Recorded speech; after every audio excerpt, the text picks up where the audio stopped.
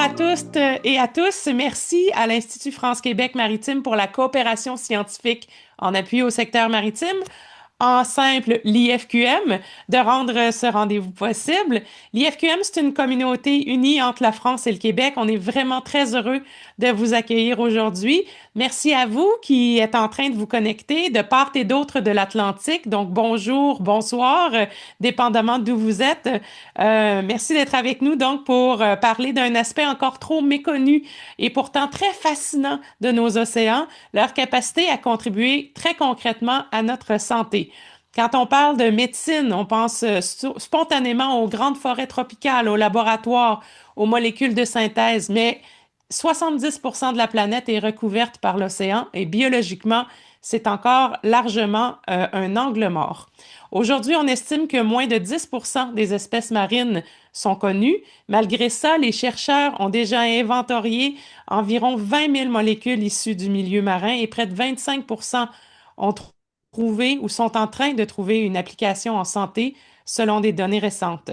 Des anticancers, des antibiotiques en passant par la gestion de la douleur ou la cicatrisation, ce petit pourcentage déjà profondément transformé la médecine moderne. La question centrale qu'on se pose aujourd'hui, c'est simple et un peu vertigineuse. Si peu a déjà permis autant, que pourraient nous apporter les 90% que nous ne connaissons pas encore? C'est pour explorer cette question-là à la croisée de l'océan de la santé humaine qu'on a réuni aujourd'hui quatre grands experts et expertes au parcours complémentaire, la docteure Charlotte Corporo, le docteur Félix-Antoine Bérubé-Simard, le docteur Franck Zal et le docteur Samuel Fortin. Je laisse nos invités se présenter et je dois vous indiquer qu'on leur a demandé de se prêter au jeu et de nous fournir la photo qui représente l'animal marin qui inspire leurs travaux. Vous voyez on va vraiment du moléculaire jusqu'à environ 15-20 cm, donc assez petit, somme toute, c'est pas des baleines, mais vraiment essentiel à notre santé. Donc, je les laisse les présenter, à commencer par Madame Charlotte Corporo. Oui, bonjour à tous et merci d'être connectés. Et merci beaucoup pour l'invitation par les FQM. Alors moi, Charlotte Corporo, je suis en fait directrice de recherche en physiologie à l'IFREMER, au centre de Brest. Et en fait, je travaille sur un animal, vous allez voir, qui est assez extraordinaire, puisque donc ça fait déjà maintenant 18 ans que je suis arrivée en biologie marine. Avant, j'ai fait mes études en fait en biologie médicale. Donc, je travaille sur un endroit dans le monde qu'on va appeler un milieu extrême. Alors, quand on dit un milieu extrême de l'environnement marin, évidemment, tout le monde pense forcément à ces sources hydrothermales l'environnement profond, tout au fond de l'eau, inaccessible. Il fait noir, très chaud, il n'y a pas d'oxygène. Donc, on pense tout de suite à ces espèces qui vivent dans ce milieu extraordinaire des fonds marins, des grands fonds marins. Or, moi, en fait, je m'intéresse à un autre environnement marin qui est très étudié à l'IFREMER, c'est l'environnement côtier. Et en fait, ce que j'ai découvert en travaillant dans l'environnement côtier, c'est que c'est un milieu extrême. Et c'est incroyable parce qu'en fait, il est tout près de nous. Et donc, dans ce milieu extrême, je travaille sur un animal qui vit là. Donc, vous pouvez passer à la diapo suivante. L'animal que j'étudie dans ce milieu extrême, c'est l'huître creuse. Crassostrea gigas. Alors, Crassostrea gigas, ça veut dire huître creuse, gigas, ça veut dire géante. Donc là, vous avez une photo de l'huître creuse Crassostrea gigas sur laquelle je travaille. À l'Ifremer, il y a beaucoup de gens qui travaillent sur cette espèce. C'est une espèce d'huître moi j'ai rencontré quand j'étais jeune et que j'ai mangé à Noël chez mon grand-père. Mais en fait, aujourd'hui, on travaille sur cette espèce puisqu'en fait, on est en train de comprendre que son mode de vie extrême, elle résiste à un milieu qui est tellement incroyable, qui est le milieu côtier de la zone de balancement des marées, qu'en fait, elle possède des molécules d'intérêt incroyable pour la santé humaine. Alors, en dessous, vous avez une toute petite frise, j'en parle juste une minute. C'est la petite frise du cheminement entre la recherche qui va s'intéresser à une espèce, on va découvrir, on va décrire une espèce, on va travailler sur son écologie, son rôle fonctionnel et sur sa biologie. On va commencer à comprendre comment elle fonctionne. Et moi, je suis arrivée à l'IFREMER en 2008, où on a travaillé sur la physiologie de cet animal, puisqu'en fait, c'était un animal qui est très cultivé sur les côtes françaises et en Europe. Donc, on a voulu chercher à comprendre comment il fonctionne, sa nutrition, sa santé, etc.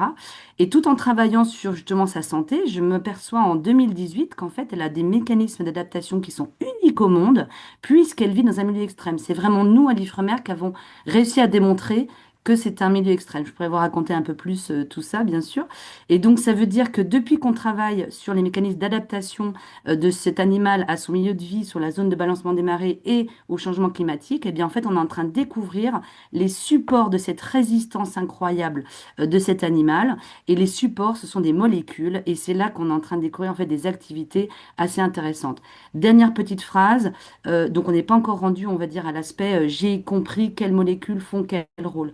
En revanche, je voulais juste rappeler que on a dans les gènes de l'huître, l'huître possède 26 000 gènes et sur 26 000 gènes, il y en a encore 8 000 qui sont uniques au monde dans cet animal et on ne sait pas encore à quoi ils servent. Donc nous, notre grande hypothèse, c'est que c'est là où on a une innovation incroyable à développer par rapport à ces adaptations au milieu extrême.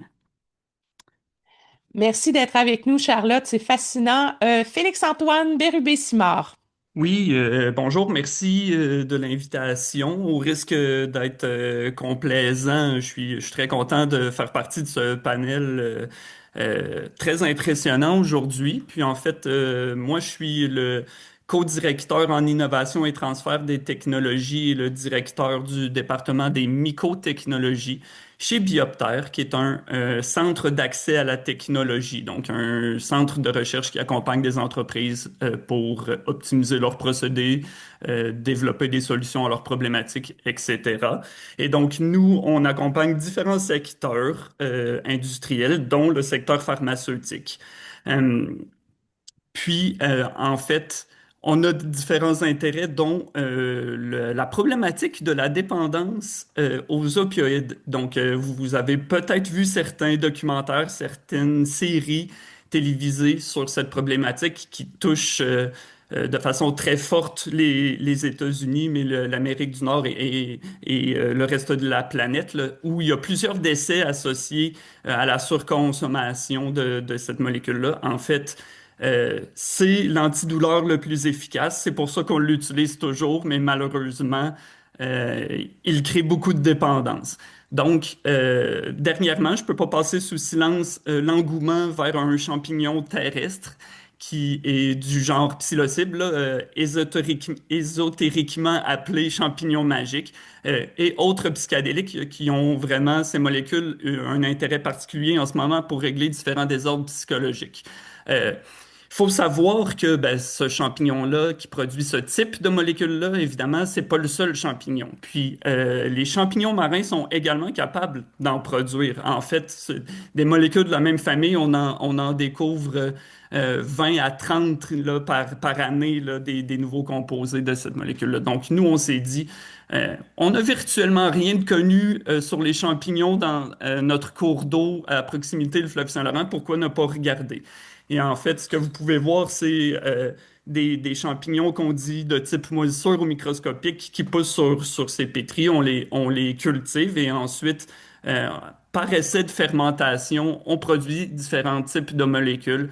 Et après, notre modèle d'étude, en fait, c'est le poisson zèbre avec notre collaborateur qui se situe au centre cerveau là, à l'Université Laval, qui a créé un modèle de poisson zèbre dépendant aux opioïdes.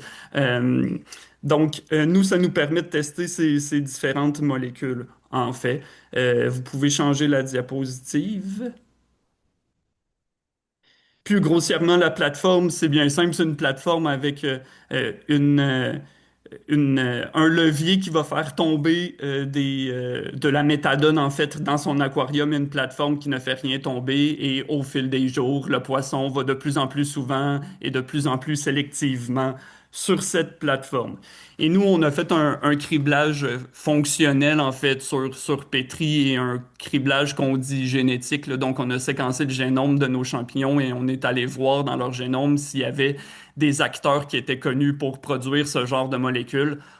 On a recueilli toutes ces informations-là, on a produit nos molécules et vous pouvez voir là, dans le petit graphique, là, en fait, à gauche, c'est le nombre de fois où l'intérêt du poisson à aller vers sa plateforme qui donne la méthadone et quand on lui Wow. donne l'extrait qui vient de notre champignon, ben, on voit qu'il est de moins en moins intéressé à aller sur cette plateforme. Donc, On est très intéressé par ce champignon-là. Évidemment, il y a plein d'autres études qui devront être faites, mais aussi, fait intéressant, les effets des champignons magiques sont toujours associés à l'expérience psychédélique et avec nos résultats préliminaires, ce qui peut être problématique. Alors qu'avec nos résultats préliminaires, évidemment, le poisson ne nous a pas confirmé, mais l'activité de son cerveau semble indiquer qu'il potentiellement n'aurait pas ces effets psychédéliques-là associés. Donc, ça pourrait être vraiment intéressant là, d'un point de vue de développement d'un traitement pour ces maladies.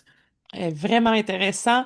Des huîtres de la France aux poissons du Saint-Laurent. On retourne de l'autre côté de l'Atlantique avec Monsieur Franck Zal, qui va nous parler d'un ver marin, je crois.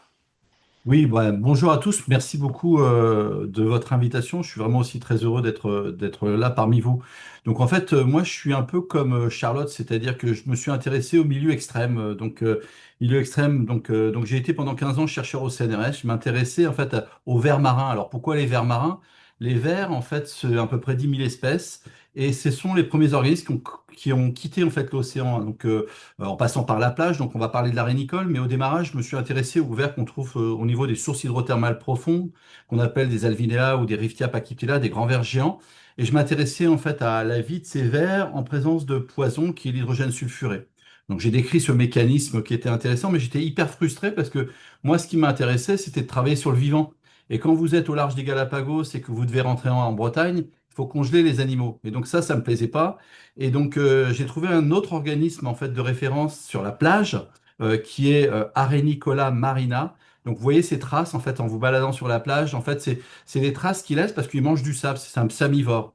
Et en fait, la question qui m'a intéressé, alors ça a intéressé personne, je peux vous dire, c'était comment un ver comme ça est capable de respirer entre la marée haute et la marée basse. Vous n'arrivez pas à respirer sous l'eau, moi non plus. Par contre, lui, il vit dans deux milieux différents. Et ce qui est intéressant, c'est d'essayer de comprendre comment ce ver était capable de respirer entre les cycles de marée. Je me suis focalisé sur le sang de cet animal. En fait, il a un système vasculaire, c'est un invertébré, il a un système vasculaire, il a un cœur en fait à l'avant de l'animal. Et en fait, j'ai trouvé chez cet animal qui a 450 millions d'années, en fait, une hémoglobine. On peut passer à la diapositive suivante. Une hémoglobine que vous avez ici, en fait, qu'on appelle M101, qui est une hémoglobine extracellulaire qui est en fait l'ancêtre de vos globules rouges, de vos hémoglobines à vous. Cette molécule n'est pas du tout encapsulée, elle est complètement en fait externalisée. Et en fait, cette molécule a une capacité de lier 40 fois plus d'oxygène qu'une hémoglobine humaine. Donc l'hémoglobine humaine, vous avez un peu la taille à côté. Donc tout ça, normalement, en fait, chez les humains, chez les vertébrés, c'est encapsulé dans des globules rouges. Ici, c'est extracellulaire. Et donc cette molécule, je l'ai complètement décrite, caractérisée, en fait, du gène, du cDNA, en fait, à la structure quaternaire. Et puis finalement, je me suis aperçu que cette molécule était extrêmement intéressante dans un domaine médical. Et en fait, ce qui est intéressant, c'est de faire le lien entre l'environnement, en fait, la plage, et le domaine médical. Les médecins me parlaient en fait d'une problématique qui n'était pas résolue depuis des années, qu'on appelle l'ischémie et la reperfusion. L'ischémie, c'est quand vous avez des problèmes de circulation sanguine, notamment par des thrombus ou d'autres éléments qui vont bloquer la circulation sanguine. Et la reperfusion, en fait, c'est quand vous allez enlever ce thrombus et avoir un apport d'oxygène massif qui va créer aussi des problèmes. Et en fait, moi, j'ai fait le lien entre l'ischémie et la reperfusion. L'ischémie pour le verre, c'est la marée basse. La reperfusion pour le verre, c'est la marée haute. Et en fait, j'ai montré que cette molécule était extrêmement importante pour aller en fait développer des applications thérapeutiques donc qui permet d'oxygéner une cellule, un tissu, un organe, un organisme. Et puis en 2007, donc j'étais pendant une quinzaine d'années au CNRS, en 2007, je décide de quitter le CNRS, donc je démissionne pour amener cette molécule vers le bloc opératoire. Et aujourd'hui, en fait, cette molécule est utilisée dans un tas d'applications médicales. Donc, en fait, on utilise cette molécule. Alors, vous allez voir, en fait, dans une application qui est ici, en fait, un petit flacon qu'on appelle Life. C'est un produit qu'on utilise pour la préservation des greffons en attente de transplantation.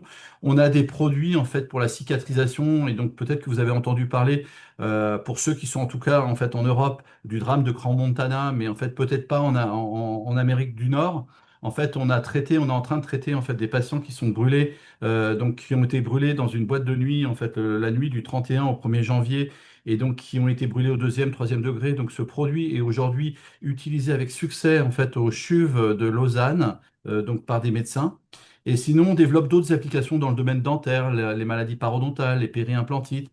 On développe également ce produit dans tout ce qui est, notamment avec des collaborations qu'on a avec Montréal dans le traitement du glioblastome, donc qui marche très très bien, ou la conservation des biopsies cancéreuses. Donc, vous voyez, c'est une application multiple. En fait, c'est toujours une molécule qui vient d'un verre que tout le monde a vu, tout le monde marchait dessus ou allait à la pêche avec. Et en fait, c'est la façon de regarder un organisme dans un autre angle. Moi, je me suis pas demandé si c'était un bon appât pour aller à la pêche au bar, mais c'est le même objet. J'ai posé une autre question, et là, on est en train de révolutionner des pans entiers de la médecine grâce à Mhm. cette technologie. C'est extraordinaire. Merci d'être là, Monsieur Zal. Et puis, finalement, on revient de l'autre côté de l'Atlantique avec Samuel Fortin. Là, on est dans le Bonjour, très petit. oui, exactement. Bon, merci beaucoup pour l'invitation. Donc, moi, je suis vraiment, dans le fond, tout ce que vous avez entendu, ben, je l'ai vécu il y a à peu près une vingtaine d'années lors de mon arrivée ici à Rimouski au Centre de recherche sur les biotechnologies marines. Donc, on avait un projet de recherche qui était vraiment d'aller faire une bioprospection sur tous les coproduits de la pêche. Donc, autrement dit, aller voir les pêcheurs du Saint-Laurent ici et de voir si avec les coproduits, donc la fraction qui n'était pas valorisée, on pourrait pas trouver, dans le fond, des molécules super intéressantes. Donc, à peu près en 2008, on a découvert à partir, dans le fond, d'un coproduit de poisson gras, une nouvelle forme d'acide gras oméga 3. Tout le monde connaît les oméga 3 d'huile de poisson, mais nous, on a découvert dans le fond, légère modification de l'acide gras sous forme de monoglycéride qui le rend beaucoup mieux absorbé et beaucoup mieux, dans le fond, disponible lors de la digestion.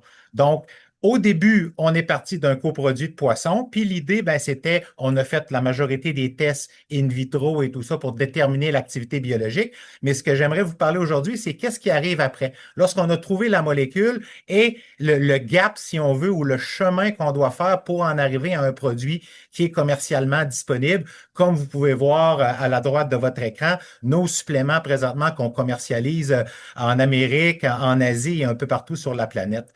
Donc, autrement dit, au début, on peut utiliser le poisson, bien entendu, les coproduits du poisson, mais en parallèle à ça, comme vous pouvez voir sur l'image en bas à votre gauche, on a aussi les microalgues. Donc, les oméga 3, ils proviennent dans le fond de microalgues. Les poissons se nourrissent de microalgues et c'est pour ça que les poissons ont des oméga 3. Donc, présentement, on a deux procédés à l'échelle industrielle qu'on peut faire, soit à partir des poissons ou des coproduits des poissons ou des microalgues. Les deux ensemble, on les met à l'échelle industrielle. Comme vous pouvez voir ici la photo de notre usine, de notre partenaire en Europe. Donc, c'est plus à l'échelle du gramme, on est rendu à l'échelle de la tonne métrique. Et dans le fond, le plus petit volume qu'on est capable d'avoir, comme vous voyez, ben, c'est un baril. Un baril comme un baril traditionnel de 200 kilos. Donc, on est rendu à mettre à l'échelle, donc on l'a fait, et maintenant on produit à une échelle industrielle notre dérivé d'oméga 3 pour ensuite en faire des gélules, comme vous voyez, et ensuite la mise en pot pour une commercialisation. Donc là, on parle d'un volume par année de millions et de millions de gélules pour être capable, dans le fond, de fournir le marché des suppléments alimentaires et spécifiquement, dans notre cas, des dérivés d'oméga 3. Donc aujourd'hui, je vais vraiment vous parler, c'est quoi les prochaines étapes qui attendent mes collaborateurs ici lorsqu'ils auront vraiment identifié la molécule ou le groupe de molécules responsables. Ensuite, pour une commercialisation, il faut vraiment une mise à l'échelle. C'est formidable. Merci à vous quatre d'être là. Et ben, j'ai envie de commencer notre discussion par, par une question, en fait. Pourquoi la mer fabrique des molécules extraordinaires? Donc, est-ce qu'il y a moyen de comprendre l'espèce de moteur biologique derrière cet Eldorado thérapeutique? Et mes premières questions vont aller à Charlotte Corporo de l'Ifremer.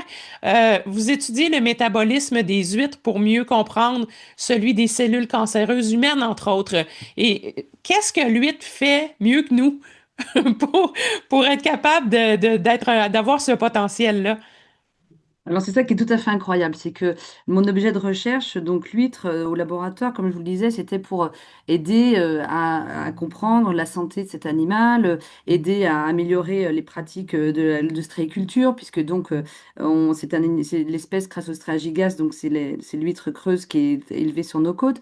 Et en fait, on s'aperçoit quoi? Enfin, on s'aperçoit, on a mesuré, on a développé des capteurs qui nous ont permis, donc là je vous ai montré un petit exemple, on a mesuré, on a fabriqué fabriqué un petit capteur interne dans l'animal.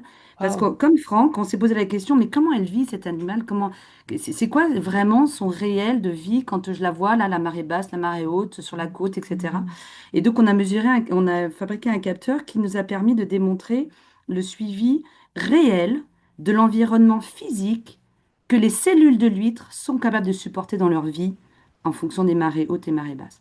Donc, qu'est-ce qu'elle fait l'huître de mieux que l'homme? En fait, elle s'adapte énormément à un milieu extrême. Ça veut dire qu'elle est capable de proliférer et de résister à des stress multiples. C'est ce qu'on appelle des conditions multistress. C'est quoi une condition multistress? Franck l'a très bien décrit, c'est par exemple une absence d'oxygène. Une absence d'oxygène, c'est une crise cardiaque. Le multistress de l'huître, c'était aussi une diminution du pH très très forte, une acidose métabolique. C'était aussi une température qui montait très vite et qui redescendait très vite. Donc en fait, il y a des multistress combinés dans ces cellules d'huîtres auxquelles elles sont capables en fait de résister.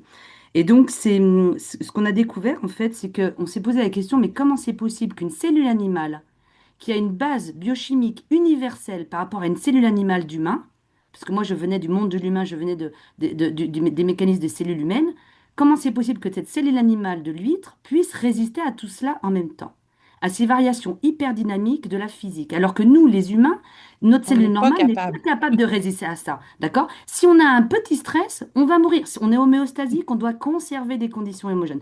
En revanche, ce qui est très intéressant, c'est que les seules cellules humaines capables de résister à des multistress qui sont mimétiques de ceux de l'huître, ce sont les cellules cancéreuses.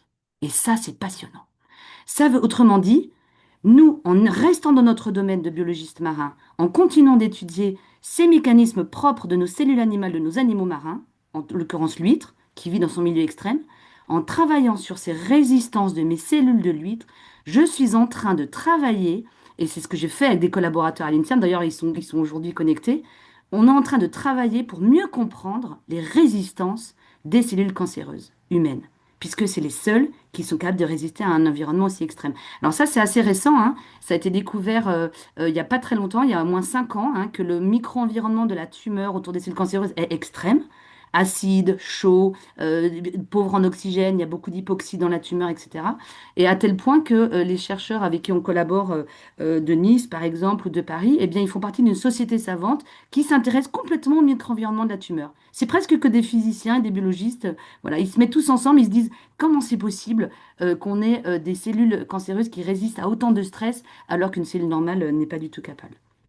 Puis est-ce que le fait de travailler sur des animaux marins, c'est un meilleur laboratoire du cancer que les modèles traditionnels sur des animaux classiques? Parce que normalement, on fait de la médecine, on fait de la recherche, on travaille sur des animaux de laboratoire ou encore sur des cellules humaines. Qu'est-ce qui rend ça différent quand on se tourne vers la mer? Alors, c'est exactement la question que j'ai posée quand je suis allée voir mes collègues de la biologie du cancer, ce que j'ai dit, en fait, est-ce que vous avez l'impression qu'on peut avoir un atout par rapport à vous, vos modèles? En fait, ce qui est hyper intéressant, c'est que quand on est biologie du cancer, on a soit des cellules normales, soit des cellules tumorales. On n'a pas l'entre-deux. On n'a pas le chemin de l'un à l'autre. On n'a pas la cellule normale qui, sous nos yeux, devient tumorale et vice-versa. On n'a pas cette plasticité. On n'a pas cette évolution dynamique des défauts que va accumuler la cellule cancéreuse, la cellule normale pour devenir cancéreuse, d'accord? C'est-à-dire qu'on peut mesurer deux états. Nous, ce qui est super intéressant, c'est que dans les cellules de l'huître, alors attention, hein, les cellules de l'huître ont une caractéristique des cellules cancéreuses, d'accord? C'est pas des cellules cancéreuses. Ce Mhm. qu'on a découvert, c'est que la résistance des cellules de l'huître mime la résistance des cellules cancéreuses, et la résistance des cellules cancéreuses, c'est une des caractéristiques du cancer, d'accord? Donc c'est un facteur en fait qu'on étudie vraiment, un socle. En Donc, revanche, ce qu'on vos voit, huîtres c'est sont que pas malades. voilà, les huîtres n'ont pas, voilà, c'est pas vous mangez des huîtres, vous n'aurez pas le cancer, pas du tout. On parle d'une brique sur les 8 caractéristiques qui font Mhm. qu'on est cancéreux, d'accord? Donc c'est vraiment une des caractéristiques. En revanche, ce qui est très intéressant, c'est ça, c'est qu'on a le curseur pour aller de je suis une cellule normale de l'huître à je réponds au multistress et là je mime la résistance du cancer et je peux aussi la redescendre puisque mon animal, je peux le monter sur la plage, je peux le redescendre. C'est très Mhm. plastique. Et donc alors, on était très motivés, on a eu des projets donc, avec nos collègues de la biologie du cancer. Il nous manquait une échelle pour vraiment travailler sur ces petits mécanismes vous voyez, de différence. Il faut qu'on comprenne tout, en fait, parce que si on comprend tout le chemin, on peut mieux attaquer le chemin. Et ce chemin de normal versus, comment dire, adapté au multistress, c'est le chemin que font les cellules cancéreuses. Donc, on veut Mhm. essayer de mieux comprendre tout ça. Et en fait, il nous manquait une échelle. Et là, on a une postdoctorante d'origine brésilienne qui a passé 4 ans à l'Ifremer et qui nous a permis d'atteindre l'échelle qu'on voulait, c'était l'échelle cellulaire. Il nous fallait des cellules d'huîtres sous nos Oui. yeux, dans nos laboratoires, pour faire ce petit cheminement, pour bien comprendre, voilà, pour bien comprendre comment elles font. Et donc là, on commence à toucher du doigt la vérité, je veux dire, puisque donc on arrive à avoir nos petites cellules au laboratoire. Et puis ça doit être complètement excitant. Est-ce qu'on est encore dans la science exploratoire ou on commence à identifier des pistes de thérapie, des pistes thérapeutiques concrètes? Alors c'est ça qui est très intéressant, c'est qu'on est très fondamental encore, et en fait on entrevoit énormément comment dire, de connaissances qui vont être très utiles pour les chercheurs en biologie médicale. Vous savez, en France, on est assez répartis entre biologie, on va dire sciences environnementales ou sciences médicales. C'est pas exactement les mêmes mondes. Donc nous, on est à l'interface des deux, mais en fait, on va jusqu'au chemin d'expliquer les mécanismes mis en jeu. Alors je veux juste rappeler que cette résistance au multistress, en fait, elle a un nom. Hein, c'est un chercheur allemand, Otto Warburg. C'est l'effet Warburg. Otto Warburg, c'est un chercheur allemand qui a fait d'abord une thèse en chimie, en biochimie, et ensuite il a fait une thèse en médecine. Donc lui, il a pu faire les deux, puisque nous, en France, on peut pas trop faire les deux. C'est l'un ou l'autre. Hein, Et un Franck ou pourra l'autre. voilà, exactement. Et donc, en fait, il a fait les deux, et c'est lui qui a découvert cet effet Warburg qui est la régulation de la cellule cancéreuse, d'accord? C'est un métabolisme atypique qui est responsable de la résistance au multistress des cellules cancéreuses. Donc nous, c'est ça, c'est l'effet Warburg qu'on a vu, reconnu dans nos cellules d'huîtres. Donc maintenant, nous, ce qu'on veut, c'est travailler, bien sûr, comme on sait le faire, étudier les gènes, les protéines et les molécules associées à cet effet Warburg et voir tout ce qui contrôle cet effet Warburg. Donc ça reste très fondamental, c'est vraiment ce qu'on sait faire à l'Ifremer, d'accord? C'est travailler sur nos connaissances dans nos animaux à l'échelle, effectivement, des molécules. En revanche, ce qui va être très intéressant, c'est qu'on s'associe tout de suite au laboratoire en biologie médicale, puisqu'en fait, on a déjà preuve d'extraits d'huîtres qui fonctionnent. En revanche, un Wow. extrait d'huître, comme vous l'avez vu avec nos autres collègues qui ont parlé, un extrait, ce n'est pas une molécule ou un produit final. Donc, on Mhm. avance pas à pas. Ben, on avance justement dans cette évolution-là, puis on reste encore dans les molécules et dans la recherche. Les huîtres, on voit un peu à quoi ça ressemble. On sait que c'est typique des milieux marins. Là, je vous amène avec Félix-Antoine à un autre type d'organisme qui est pas intuitif quand on pense à la mer, les champignons, pratiquement inconnus du grand public. Pourquoi c'est une mine d'or moléculaire à l'heure actuelle, Félix-Antoine, de travailler sur les champignons marins? Ben, c'est une excellente question. En fait, tu l'as très bien introduit.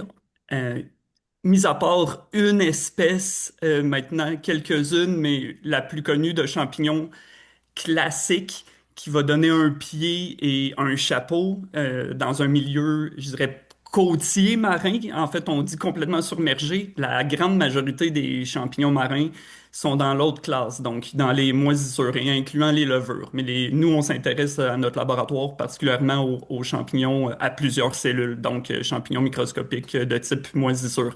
Puis, ben, on les voit pas, donc ça frappe l'imaginaire. Puis aussi, historiquement, malheureusement, hein, c'est un des organismes les plus mal aimés, que ce soit au niveau du grand public, c'est associé au diable et aux sorcières, là, initialement, puis euh, aussi des scientifiques, parce que souvent un contaminant de nos milieux de culture, Ah difficile, oui. agent de contrôle antifongique, pas très efficace. D'ailleurs, l'Organisme mondial de la santé, en fait, pointe les champignons comme la nouvelle, très, désolé de vous faire peur, là, grande menace. Là. Donc, il y a les bactéries super résistantes aux antibiotiques, mais probablement que les champignons là, vont les surpasser en termes de menaces potentiellement. Donc, ça, c'est une chose. Puis, ben, on les connaît pas beaucoup. Virtuellement, dans le fleuve Saint-Laurent, qui est notre terrain de jeu, il n'y avait rien de connu sur les champignons pluricellulaires, là, donc à plusieurs cellules. Il y avait un peu d'informations sur les levures, puis ben, vous l'avez aussi mentionné en introduction, euh, pénicilline ou autres molécules. On sait déjà que les champignons, c'est intéressant. Puis comme mes collègues, hein, on parle de milieu qui est extrême, ou en fait plus compliqué d'aller échantillonner. Donc, ben, c'est aussi pour ça, comparativement aux plantes des forêts amazoniennes ou autres, là, faut travailler un peu plus fort puis être un peu mieux équipé. Donc, c'est aussi pour ça. Puis finalement, vous avez aussi mentionné en introduction qu'il y avait environ 10% des organismes qui étaient connus au niveau des milieux aquatiques. Ben, en fait, on estime qu'on connaît 1% des champignons Ouais. globalement. Puis quand on va au niveau des champignons marins, c'est entre 0,1 et 0,01% qui sont connus. Donc, sans surprise, le fait qu'on en connaisse peu et qu'il y a tant à découvrir et qu'on sait qu'ils ont un potentiel de production de molécules, ça en fait vraiment un intérêt très marqué là, pour découvrir des nouvelles molécules. Ben, pour les champignons en soi, mais dans les champignons qui vivent dans la mer, est-ce que vous commencez déjà à découvrir des molécules que les champignons standards ou ceux qu'on connaît du terrestre peuvent pas fabriquer? Est-ce qu'il y a quelque chose de spécial dans la mer? Ben, la réponse simple, c'est oui, il y a quelque chose de spécial. La réponse un peu plus compliquée, c'est qu'on est en train, comme il y a peu de choses connues, quand même de décrypter tout ça pour s'en assurer, mais il faut faire la distinction là, des champignons marins. Il y a les champignons marins qu'on dit obligatoires, donc ceux qu'on trouve seulement dans l'eau, qui est Mhm. l'infime minorité, là, donc c'est la plus petite partie des champignons. Les autres, ben, de par les cycles d'inondation et de mouvement des plaques, donc des champignons qui sont terrestres, qui sont aquatiques et vice-versa, qui changent. Donc ceux-là ont leur alter ego terrestre ou marin. Mais pour ceux qui sont marins obligatoires, sans surprise, ils produisent des molécules que les autres ne produisent pas. Parce que il y a une règle en biologie, en fait, c'est toujours l'équilibre entre l'énergie qu'on est capable d'emmagasiner et celle qui est le coût énergétique à produire quelque chose. Puis, ben Mhm. ça, la vie fait en sorte qu'il n'y a aucun organisme ou très peu, en tout cas, tous les organismes essaient de consommer moins d'énergie, en fait, ben, c'est ça, d'emmagasiner le plus d'énergie puis de moins en consommer. Donc, les organismes ne gardent pas euh, des sentiers de production de molécules qui ont plus de besoin. Donc, un champignon qui était sur la Terre et qui est rendu dans l'eau n'a plus nécessairement besoin des mêmes aptitudes, donc il va modifier ses aptitudes pour répondre à son nouvel environnement. Donc, il produit des nouvelles molécules ou des molécules euh, avec une petite modification, comme Samuel a mentionné tout à l'heure, des nouvelles des nouveaux oméga 3 avec un groupement additionnel. C'est le genre de modification là, fonctionnelle que les micro-organismes font. Puis nous, on a en fait un exemple donc d'un champignon qui est à la fois terrestre et marin qu'on a isolé. En fait, on a isolé différentes souches sur la côte et à différentes profondeurs du fleuve Saint-Laurent. Puis il faut savoir que euh, les molécules d'intérêt biocide souvent sont associés à un pigment, puis les pigments peuvent servir à se protéger du stress. Puis en fait, on a démontré que notre champignon qu'on a isolé le plus profondément dans l'eau est celui qui produit la plus grande quantité, puis le plus grand spectre de molécules biocides, donc antibactériens, antifongiques. Puis on explique ça potentiellement avec sa production de pigments supplémentaires, vu qu'il est Mhm. pas habitué d'être dans ces conditions-là. Il a dû s'acclimater. Puis la nourriture est aussi plus faible, donc c'est plus intéressant pour lui de compétitionner avec son environnement, donc il sécrète plus de molécules antibactériennes, antifongiques pour s'assurer de pouvoir se nourrir lui-même. Donc c'est une adaptation, là. Puis une des adaptations aussi que vous étudiez dans votre équipe, c'est vraiment ces pistes de médicaments-là. L'exemple de la dépendance aux opioïdes que vous avez mentionné en introduction, moi j'aimerais vraiment ça en savoir plus sur ça parce que c'est complètement fascinant. C'est la première fois qu'on se tourne vers la mer pour s'attaquer à ce genre de problématique-là, j'imagine. Ben, naïvement, j'ai pas d'autres exemples, donc je veux pas dire qu'on est les seuls, mais j'ai pas vu d'autres exemples. Puis effectivement, ben, je l'ai mentionné un peu en introduction, en fait, cette famille de molécules-là qui a une action sur des récepteurs qui sont impliqués dans la dépendance, c'est connu.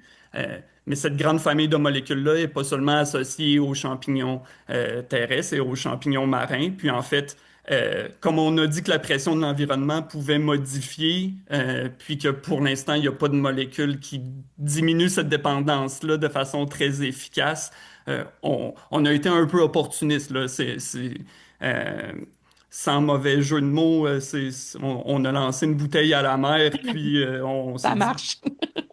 Parce que évidemment, c'est une approche qui est moins, je dirais, moins utilisé, là, du moins par les grandes compagnies pharmaceutiques depuis l'avenue de la bioinformatique où ils peuvent modéliser parce qu'il y a beaucoup d'argent à chercher dans tout puis à espérer tomber sur une molécule. On aime Mhm. mieux rétrécir le champ de vision, mais n'empêche qu'en rétrécissant le champ de vision, c'est souvent une erreur ou quelque chose d'inattendu qui fait des grandes découvertes scientifiques, là. Donc, c'était un peu l'approche. Puis nous, on pouvait se le permettre. Donc, c'est comme ça qu'on a décidé d'essayer, puis on a été chanceux, en fait. Il y a beaucoup de chance dans ce type de recherche-là. Puis comment ça marche en concret d'avoir ce poisson-là ou ce médicament-là qui est testé sur les poissons pour répliquer la dépendance aux opioïdes? Oui, ben en fait, pour rendre le poisson dépendant, Ouais. c'est le système là, de l'aquarium avec les deux plateformes. En fait, c'est vraiment mimer une exposition là, comme chez l'humain. En fait, il faut savoir que le poisson a toute la même famille des récepteurs de dépendance, là, puis a aussi par la même occasion les symptômes de sevrage. Donc, c'est un excellent modèle pour tester ce genre pauvre lui, malheureusement, c'est un excellent modèle pour tester ce type de dépendance. Puis, c'est de le mettre en exposition. Tu sais, les poissons, on les met dans des nouveaux environnements, sont très curieux, ils vont aller voir les plateformes. Bon, au début, il n'y a pas une plateforme qui est plus intéressante parce que ben, il y a le profil de dépendance n'est pas encore installé. Ils vont aller sur la plateforme dont il y a un diluant avec aucune molécule de type opioïde. Ils vont aller sur l'autre. Puis au fur et à mesure, comme nous, à force de consommer ces molécules-là, le poisson devient dépendant et ben, rétrécit les intervalles parce il est en sevrage, en fait, là. Donc, il va de plus en plus souvent. Puis, ben, de façon très simple, ensuite, nous, on produit des molécules, on mélange, en fait, à l'extrait sur la plateforme. On les rend dépendants, puis après, on fait un mélange avec l'opioïde en question. Puis, au fur et à mesure, il est de moins en moins intéressé à aller vers cette plateforme, en fait. Euh, puis, il faut faire la distinction aussi, puis ça, c'est juste pour fermer la parenthèse, c'est en caractérisation, mais il y a comme on peut pas interagir avec le poisson, il y a beaucoup Ben oui. d'imagerie cérébrale qu'on fait, puis avec la Mhm. littérature, mais il faut faire la distinction avec différents tests entre est-ce qu'il est moins intéressé ou il est rendu amorphe. C'est certain que si il est complètement paralysé puis qu'il va plus sur la plateforme, c'est pas parce qu'il est plus dépendant, c'est parce que la molécule l'endort, là. Donc c'est un Mhm. sédatif. Donc il y a ça à caractériser de l'autre côté aussi, là. Puis une des choses qui est particulière aussi dans vos travaux, c'est que, bon, vous travaillez sur le Saint-Laurent. Souvent, quand on parle de biotechnologie, on pense à des molécules de l'Amazonie, la forêt tropicale. Puis, en parallèle, si on est dans les biotechnologies marines, on aurait tendance à penser que les mers tropicales sont peut-être plus riches dans ce potentiel-là. Comment ça se passe de travailler au Québec ou dans le froid pour ce genre d'études-là? Est-ce que ça rend ça différent?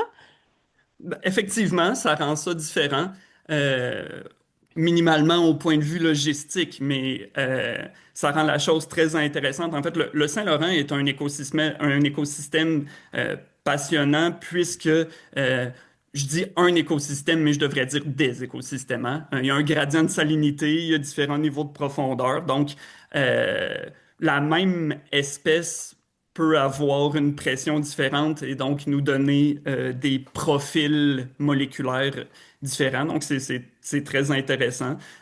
Puis, ben, les saisons ont une influence aussi, même si la température extérieure et la température en dessous de l'eau ne varient pas autant, Mhm. il y a quand même un effet.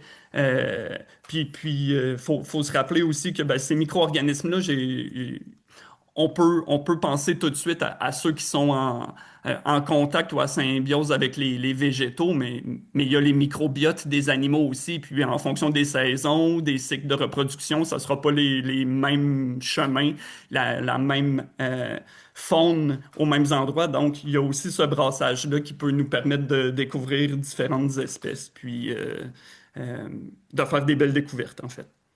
Oui, ben déjà, on voit que la mer produit des molécules extraordinaires. Ça, on le comprend bien avec les huîtres, les champignons.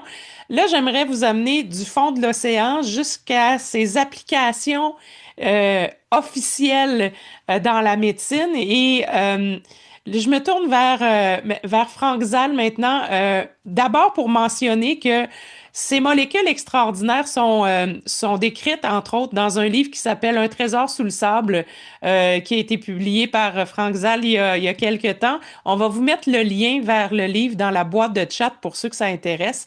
Ils seront aussi dans les notes de cet épisode-là lorsqu'on le rediffusera.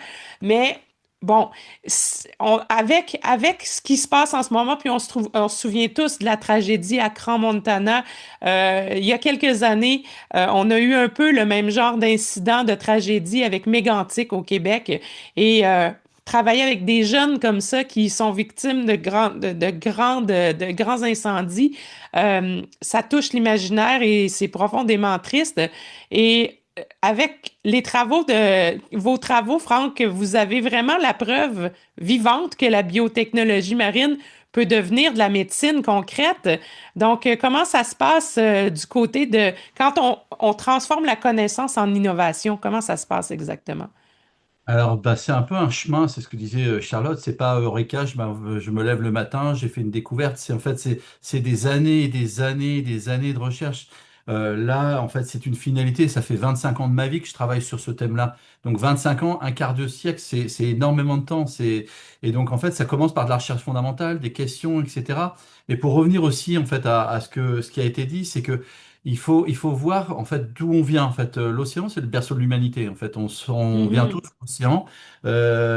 Donc, il y a énormément de processus physiologiques, de processus métaboliques qui sont nés dans l'océan.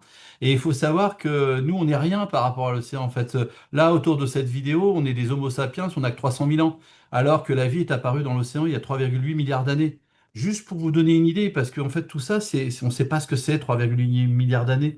En fait, ce verre, le verre dont on va parler là pour Emeling ou pour ce que l'on fait en fait dans les marinas, il a 450 millions d'années. Les dinosaures ont disparu à la surface de la Terre il y a 66 millions d'années. Et l'ancêtre commun de nous tous, là, c'est Lucie, c'est 3 millions d'années. Donc vous voyez, on est rien par rapport à toute cette évolution. Et donc en fait, c'est un cheminement, c'est-à-dire que l'innovation, elle n'est pas dans un laboratoire, elle naît à l'interface. Charlotte ou Félix-Antoine parlaient en fait des relations qu'il avait avec d'autres domaines. En fait, on se nourrit d'autres domaines. Samuel aussi, en fait, quand il parle de chimie, quand il parle de modification de produits, etc. En fait, on peut être des cadors, en fait, on peut être des scientifiques dans nos laboratoires, des super bons avec des Lancet ou des PNAS ou des Nature, mais ça, c'est pas ça l'innovation. L'innovation, c'est d'aller se confronter, en fait, à un autre monde. Moi, mon monde, c'était le monde de la biologie marine, le monde de la science, le monde du silence, alors qui n'est pas vraiment silencieux, mais le monde de Cousteau, où en fait, c'était vraiment d'aller identifier des organismes marins. Mais ça, c'est bien. C'est un peu de la description. C'est ce qu'on a fait au démarrage, la taxonomie, le nombre d'espèces qui existent dans l'océan. Mais après, c'est d'essayer de se poser des questions et en fait d'aller voir, en fait, voilà, j'ai une idée, aller voir un médecin, aller voir un physicien, aller voir un chimiste. Et puis là, il va lui dire, non, tu dis n'importe quoi, oui, je pense que c'est ceci. Et on avance pas à pas, en fait. Et donc, c'est vrai que c'est un peu magique de transformer, en fait, la recherche qui était dans un article scientifique au démarrage en produit et en vie sauvée, en nombre de vies sauvées. Et aujourd'hui, c'est vrai que quand je discute avec les médecins qui utilisent nos technologies, c'est assez incroyable parce que finalement, en fait, vous avez découvert ça et puis vous transformez en application et vous voyez en fait ces gens qui sont sauvés, les familles qui disent merci. On a fait différentes choses. Alors bien évidemment, on parle de Grand Montana, mais on a fait des greffes de face, des greffes de bras, on a fait des greffes de reins, etc., etc. Et c'est la transformation de cette recherche fondamentale en application. Et donc ça, c'est magique. Et en fait, l'océan, pour moi, c'est alors en jeu de mots. Alors, je sais que au Canada ou au Québec, on n'aime pas l'anglicisme, mais en fait, pharmacie, si la mer, en fait, c'est la pharmacie de la vie. En fait, toutes les Mhm. molécules, en fait, sont nées dans l'océan. Et en fait, il y a énormément de choses encore à découvrir, et on n'en est qu'au préambule. La difficulté de l'océan, c'est que, et d'ailleurs, vous allez voir, en fait, tout le monde parle de la plage, en fait, la plage, l'estran, parce que là, on peut y aller avec nos bottes, notre fourche et notre seau pour aller chercher des organismes. Et on a du mal à aller plonger à 4000 mètres de fond avec une bouteille sur le dos. Ça, il faut des sous-marins, il faut des choses un peu plus complexes. Et en fait, beaucoup de biomolécules sont issues en fait de la zone de balancement des marées parce que c'est un milieu extrême. Et vous allez entendre parler tout le monde. En fait, je trouve que le dénominateur commun de nous tous, là, c'est le milieu extrême. En fait, c'est extrême, c'est là que se passent en fait les modifications qui sont extrêmement visibles pour en faire des découvertes, des innovations. Parce que c'est un phénomène, c'est un milieu facile d'accès. Et c'est un milieu où il y a eu en fait des adaptations monstrueuses. Et ce qui est intéressant, je pense, entre nous, là, ce qui est intéressant, c'est l'absence de spécialité. C'est-à-dire que pour moi, en fait, ce qui a drainé ma science, c'est ce qu'on appelle, on appelait ça la physiologie comparée, l'écophysiologie. C'est de se mettre en relation, en fait, l'évolution des systèmes avec l'évolution des espèces. Essayer de comprendre pourquoi une espèce colonise tel ou tel environnement. Et donc ça nous ouvre en fait des perspectives énormes. Donc moi, en fait, ma science, en fait, mon milieu d'expertise, c'est pas uniquement l'art et Nicole, c'est d'où on vient, d'où on vient. Donc en fait, il faut savoir qu'on vient il y a 3,8 milliards d'années, encore une fois. Mais comment on est arrivé jusque-là, jusqu'à ce webinaire? C'est tout simplement parce qu'il y a des événements qui se sont passés. La photosynthèse qui a permis la création d'oxygène, l'oxygène qui était toxique pour les organismes anaérobies. Et on a évolué dans un milieu qui est de plus en plus riche en oxygène et est apparu des molécules. Les molécules qui nous permettent d'éviter de mourir, en fait, si on a un organisme anaérobie, c'est les hémoglobines. Les hémoglobines et l'oxygène sont apparus au démarrage. Les chloroplastes, les pigments respiratoires, les mitochondries, qui étaient en fait avant des bactéries, qui sont donc tout ce monde en fait de la vie, de l'évolution, nous permet d'avoir une vision globale en fait de cette innovation.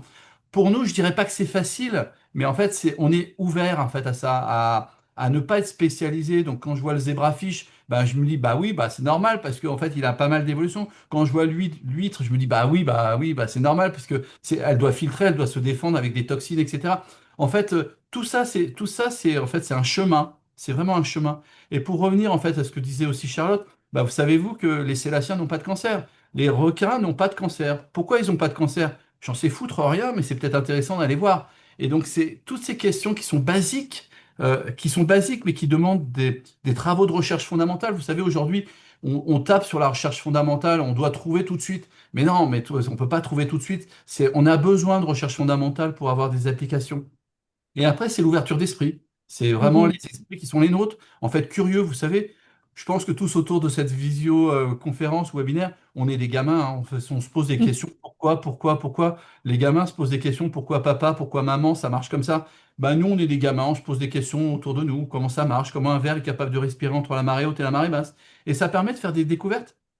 Et aujourd'hui, en fait, quand on regarde les découvertes majeures, en fait, et j'aime bien parce que ce que disait Félix Antoine, en fait, la pénicilline, c'est quoi la pénicilline? La pénicilline, c'est un pauvre champignon, et en fait, sa poudre de champignon a donné les antibiotiques. C'est rien, c'est juste un champignon au démarrage. Et ça a révolutionné la médecine, ça a sauvé des millions de vies, en fait, sur la planète en observant un pauvre champignon. Et donc ça, je pense qu'il faut apprendre à avoir, en fait, les yeux du gamin qui se pose des questions sur son environnement. Moi, je pense que la nature et l'océan, c'est une bibliothèque d'innovation. Il faut savoir lire ses livres au lieu de les brûler. Aujourd'hui, on brûle les livres. Et Ouais. moi, j'ai pris le bouquin dans une bibliothèque, c'était marqué Annélide. J'ai ouvert le chapitre respiration et on est en train de révolutionner des pans entiers de la médecine. Donc ça, c'est pas de la magie, hein, c'est juste de la curiosité. Oui. Puis qu'est-ce qui est le plus difficile? Est-ce que c'est prouver justement le potentiel médical de certains organismes marins ou molécules ou convaincre les humains, les autorités de régulation qu'un sang de verre marin, ça peut devenir un médicament? Alors, c'est exactement ça, c'est le scepticisme. Donc, pourquoi on irait travailler sur un zébrafish? Pourquoi on irait travailler sur une huître qu'on mange à Noël? Pourquoi on irait travailler sur une microalgue qui va donner en fait tous ses potentiels? C'est le scepticisme. Et en fait, ça s'appelle, en fait, c'est Schopenhauer qui parlait en fait de l'innovation de rupture. L'innovation de rupture, il dit, c'est un cycle de 15 à 20 ans. Vous voyez, nous, on est à la fin, donc les gens commencent à en parler, on fait la une des journaux, on sauve des personnes, etc. Mais ça, c'est 15 à 20 ans. Quand je suis allé voir au démarrage, en fait, les autorités médicales en disant on allait sauver des vies avec un verre marin, j'étais l'abruti de service. En fait, Oui. c'était n'importe quoi. On n'allait pas sauver des gens avec un verre marin. Et puis après, on a continué à s'accrocher parce qu'il faut être passionné, c'est la persévérance, la résilience. Et puis là, c'était mais il va vraiment nous injecter du verre marin, de l'hémoglobine de verre marin. Donc là, c'était dangereux. C'était en fait dangereux. Donc on allait lui foutre tous les bâtons dans les roues d'un point de vue réglementaire pour pas qu'il y aille. Et maintenant, les gens, vous savez ce qu'ils me disent? J'y avais pensé avant toi. Eh ben, c'est le cycle normal de l'innovation de rupture. Alors, ce qui est dommage, c'est qu'on le sait que ça passe par ces trois phases. On devrait raccourcir ces trois phases, ça serait vachement bien pour la santé publique. Mais en fait, on est toujours dans ce scepticisme quand une innovation naît. Et en fait, pourquoi aujourd'hui on a réussi à amener nos pansements extrêmement rapidement en Suisse? C'est quand il y a un drame. Vous savez, en fait, Fleming, en fait, donc on lui a dit, OK, il a trouvé quelque chose d'intéressant. C'est quand il y a eu la Seconde Guerre mondiale. Soit on coupait la jambe d'un militaire, soit il mettait la poudre de champignons et on lui a sauvé la jambe. Ben, nous, là, en fait, il y a des centaines de personnes qui ont été blessées à Crans-Montana. Donc, qu'est-ce qu'on fait? On les laisse mourir ou on essaye de faire quelque chose? Et donc là, c'est la réglementation qui s'ouvre d'une façon extrêmement rapide parce qu'il faut faire quelque chose. Et toutes les innovations de rupture qui sont avancées, en fait, qui ont avancé, qui ont abouti, c'est souvent qu'il y a eu des drames à un moment donné. Parce que là, on se dit, on réfléchit, on se dit, est-ce qu'il faut remplir des papiers ou sauver les gens? Ben, on va peut-être sauver Mm. des gens avant de remplir des papiers. Et donc ça ouvre en fait des perspectives. Oui, effectivement. Puis heureusement qu'on ne remplit pas de papier puis qu'on met la priorité sur sauver des gens. Samuel, là, on est vraiment, on va de plus en plus dans l'industrie du médicament. Quand un chercheur comme toi découvre une molécule marine prometteuse, qu'est-ce qui va déterminer que ça va devenir un médicament au lieu d'un article scientifique descriptif, le standard du chercheur standard, justement? Ben, je pourrais dire la première, le premier, c'est le réflexe de qu'est-ce qu'on fait avec la découverte. Moi, j'ai eu la chance, j'ai étudié à l'Université de Sherbrooke avec des stages en industrie pharmaceutique. Puis quand j'ai rencontré le côté, si on veut, légal des agents de brevet, ils m'ont tous dit la même affaire. Samuel, si tu penses avoir une découverte, t'en parles pas à ta blonde, t'en parles pas à ta famille, tu m'appelles. Donc, c'est ce que j'ai fait, c'est le réflexe que j'ai eu en 2008. Donc, quand on a trouvé les monoglycérides d'oméga 3, qui semblaient une molécule relativement simple, parce que des monoglycérides, c'est un émulsifiant alimentaire qui est connu depuis plusieurs années, ben, je me suis dit, je vais appeler David, donc mon agent de brevet, pour lui demander justement qu'est-ce qu'il en pensait. Donc, ce simple coup de téléphone-là, il m'est revenu quelques jours après, puis il dit, Samuel, t'es chanceux, il n'y a personne encore qui a décrit publiquement un monoglycéride d'acide gras oméga 3 marin. Donc, c'est à ce moment-là qu'on a pu déposer une demande de brevet. Si j'avais fait un article scientifique, ça aurait sûrement fait un superbe article scientifique, mais ça aurait tombé dans le domaine public, ce qui n'est pas nécessairement une mauvaise chose. Parce que là, on regarde aussi du côté d'un point de vue corporatif, d'un point de vue développement, oui, c'est bien d'avoir des brevets. D'autres personnes vont pouvoir dire, ouais, mais c'est juste toi qui peux l'exploiter, c'est pas correct, ça appartient à la nature. Ça, c'est une question que je n'aurais pas vraiment de réponse. Moi, j'ai choisi mon côté qui était le développement d'une compagnie privée. Donc, en ayant le brevet, donc on a déposé une première série de brevets en 2008. Puis ça nous a donné, dans le fond, c'est que le gouvernement nous autorise à être la seule et unique personne à commercialiser l'invention durant 20 ans. Mais là, il m'a dit c'est 20 ans. En 2008, ça paraissait long, mais là, on est en 2026, donc il n'en reste pas beaucoup sur la première série de brevets. Donc, c'est vraiment à ce moment-là de dire oui, il y a une brevetabilité. Puis dans mon cas, c'est là que ça a fait le déclic en disant ça ne sera pas juste un article scientifique, ça ne sera pas juste une découverte fondamentale. Je vais essayer. Du fait que j'avais aussi été initié à l'industrie pharmaceutique dans mes stages lorsque j'ai fait mon baccalauréat en chimie pharmaceutique. Donc, je voyais que dans les grandes compagnies pharmaceutiques, que ce soit au Québec, à Montréal, dans l'âge d'or pharmaceutique il y a une quinzaine d'années, ou aux États-Unis où j'ai fait mon dernier stage, c'est que eux, dans le fond, pour découvrir des nouvelles molécules, achetaient tout simplement ce qu'on pourrait appeler des librairies de molécules naturelles. Donc, une bibliothèque de molécules. Puis, à ce moment-là, ben, c'était des compagnies, c'était des explorateurs qui mettaient une panoplie de molécules, je veux dire, à la disposition des chercheurs. Puis, les chercheurs en l'industrie faisaient un criblage, on faisait donc tester toutes les molécules. Puis, s'il y en avait une intéressante, ben, c'était à partir de ce modèle-là que nous, en chimie, on arrivait puis on essayait de modifier la molécule, ce qu'on appelle la chimie médicinale. Donc, on prend la molécule, c'est un exemple qui fonctionne bien, ben on essaie de l'améliorer. On essaie d'y rajouter une petite molécule, en enlever une, en modifiant. Souvent, on peut améliorer. Des fois, non. Des fois, c'est la molécule naturelle qui est la plus active. Donc, c'est là, moi, que j'ai vraiment décidé que je voulais prendre la découverte puis essayer justement, on a fait une panoplie de dérivés à partir du monoglycéride, mais on s'est rendu compte que d'un point de vue réglementaire, d'un point de vue efficacité, ben, le monoglycéride de base était lui qui était le plus intéressant, parce qu'il y a aussi tout le côté réglementaire. Donc, autrement dit, on peut arriver à faire des belles recherches en laboratoire, on peut aller chez les animaux, ça va bien, mais avant qu'un être humain, surtout dans le cas des oméga-3 ou les suppléments alimentaires, il faut qu'on le mange, donc il faut l'absorber. Donc, il y a un côté que si tu dois l'absorber et le consommer, ben, il faut qu'il y ait un profil d'innocuité irréprochable. Donc, vu que c'était des dérivés d'oméga 3, nous, ça a été beaucoup plus facile. On a eu, si on veut, un fast track, comme on peut dire, parce que le monoglycéride, la forme monoglycéride était déjà une forme connue. Donc, des monoglycérides d'huile végétale étaient déjà connus dans l'industrie alimentaire comme un émulsifiant. Les oméga 3 étaient connus comme étant de l'huile de poisson consommée depuis plusieurs centaines d'années chez l'humain. Donc, on a réussi à démontrer que le fait de prendre des huiles de poisson et en faire un monoglycéride, ben, ça restait quand même, si on veut, de l'huile de poisson, donc un produit naturel. Et Santé Canada l'a reconnu comme un produit de santé naturelle.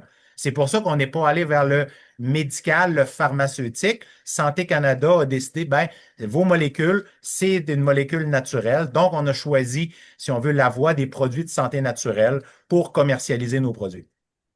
Est-ce que, là, tu parles de fast track, là, mais en général, ça prend combien de temps à peu près entre la découverte, là, le jour où tu découvres ça, puis quand est-ce que ça devient vraiment un produit qui est utilisable, là, et consommable?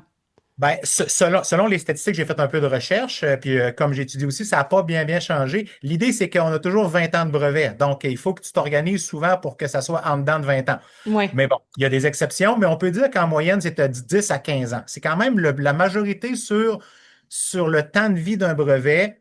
La majorité du temps, c'est le développement et la mise, si on veut, à l'échelle et tout ça. Puis, la commercialisation va être souvent dans les 5 dernières années du brevet, que là, la compagnie qui a investi de l'argent peut penser avoir un retour sur son investissement. Puis après 20 ans, mais ça vient du domaine public, donc tout le monde peut l'utiliser. Mais grosso modo, ça n'a pas vraiment changé depuis les 20 dernières années. Ça prend à peu près 10 à 15 ans, tout dépendant, bien entendu, des ressources qu'on lui met. Parce que si on Mhm. ne met pas de ressources, je veux dire, ça avance pas. Puis à un moment donné, ben, s'il faut aller vers toutes les études de toxicologie et tout ça, phase 1, phase 2, phase 3 en clinique, ça coûte une fortune. Donc, c'est pour ça que les produits pharmaceutiques sont majoritairement développés par les grandes sociétés pharmaceutiques qui, eux, ont les moyens de le faire et non pas les petites compagnies comme la mienne. Donc, nous, on reste vers le côté des produits de santé naturelle. C'est plus facile et beaucoup moins onéreux à développer. Des stages en pharmaceutique, beaucoup, tu sais, de parcours en pharmaceutique, tu as dû voir plein de projets, plein de molécules différentes. Penses-tu que les produits de la mer sont nouveaux, nouvelles frontières? Est-ce que c'est différent? Est-ce que tu es un peu le mouton noir du groupe avec tes molécules marines quand tu faisais ces stages-là? Non, il y a toujours eu dans le fond, les molécules marines ont toujours été là dans la pharmacopée. Donc, j'ai regardé, c'est sûr que proportionnellement parlant, il y en a beaucoup plus qui viennent du domaine terrestre, mais il y a beaucoup plus d'océans sur la planète que de terre. Donc, on peut dire que c'est un peu l'inverse. Puis c'est probablement juste d'un point de vue de coût à aller faire la bioprospection. Donc, Mhm. aller monter je veux dire, une sortie en mer pour aller isoler des nouvelles molécules. Il y en a qui l'ont fait, mais il y en a de moins en moins que je vois. Le terrestre est beaucoup plus facile. Puis présentement, la nouvelle réalité est avec l'intelligence artificielle, avec aussi la chimie combinatoire qu'on peut dire. Ben là, on a les chimistes médicinaux, on a comme changé un peu en disant, ben, au lieu d'aller regarder la diversité, ben, on essaie de faire toutes les combinaisons possibles. Puis ensuite, on les teste. Donc là, on est rendu dans faire des molécules en quantité industrielle rapidement, synthétique pour essayer de voir. Mais quand on regarde les molécules qui se rendent au marché, ben, on a toujours à peu près 7 à 10 produits naturels par année qui se retrouvent sur les tablettes pharmaceutiques. Puis là-dedans, ben, marin, c'est peut-être une à chaque 2 à 3 ans. Donc, OK. selon moi, il reste encore beaucoup d'espace. Mais c'est qu'il faut qu'il y ait un investissement à un moment donné de recherche fondamentale, d'aller se promener puis d'aller récolter des nouveaux organismes. Ensuite, ce qui est le fun avec les microalgues, ce qu'on fait nous avec les collaborations, c'est qu'un coup qu'on a isolé une microalgue marine, ben, on peut la mettre, dans le fond, en culture dans le laboratoire. Puis là, on peut jouer sur les conditions. Donc, un peu comme on parlait des extrêmes, ben, on peut stresser la microalgue, on peut lui faire des chocs thermiques, des chocs de salinité, on peut faire des chocs avec, si on veut, la lumière, puis regarder comment l'organisme se défend ou réagit. Puis souvent, mais ça va générer des nouvelles molécules. Donc, on est capable de recréer en laboratoire un écosystème fermé, puis on est capable d'aller stresser pour lui faire développer des nouvelles molécules. Fait que ça, c'est un peu l'avenue que nous, on a choisi de faire. Ben, c'est impressionnant de voir qu'on est rendu là, là. On n'est pas juste dans le peut-être, là. Le potentiel est là, puis il commence à être exploité. Puis avant de te demander, puis de faire le pont, j'ai le goût de te demander si on a au Québec, est-ce que tu sens que on a ce qu'il faut pour devenir un pôle de médicaments ou de molécules d'origine marine? Mais avant qu'on parle de ça, de la France, le Québec, puis le pont entre les deux, j'aimerais m'adresser à vous, les auditeurs, pour savoir si vous avez des questions. Peut-être juste aller faire un bref coup d'œil du côté de la boîte de chat. Si jamais il y a des questions présentement, on peut prendre une petite pause pour répondre aux questions qu'on a jusqu'à présent. Je pense que je vois il y a des gens qui sont très contents de vous voir, en tout cas dans la boîte de chat, je peux déjà vous dire ça. Et puis, mais oui, là, si vous avez des questions, on peut prendre un petit moment pour y répondre. Mais sinon, après, on fait ce pont entre la France puis le Québec pour voir qu'est-ce qui marche de la même façon ou pas euh, pour, euh, pour le développement de ce potentiel et cet Eldorado pharmaceutique. Je regarde rapidement. Ben, je pense on peut continuer, mais continuez de nous envoyer vos questions, vos commentaires. Puis à la fin de notre discussion, évidemment, on va revenir sur tout ça. Mais là, pour l'instant, ben, on ouvre les questions à vous quatre parce que je veux qu'on parle de la France et du Québec. On investit dans la biotechnologie marine. Est-ce que on a les mêmes approches? Est-ce que on a les mêmes potentiels d'un côté ou de l'autre? Je sais que quand on se préparait pour le webinaire, Franck, vous nous parliez des brevets, des publications scientifiques qui sont pas nécessairement sur le même format de part et d'autre de l'Atlantique. Donc, qu'est-ce qu'on a de pareil ou de différent en France et au Québec dans ce chemin-là vers l'Eldorado pharmaceutique?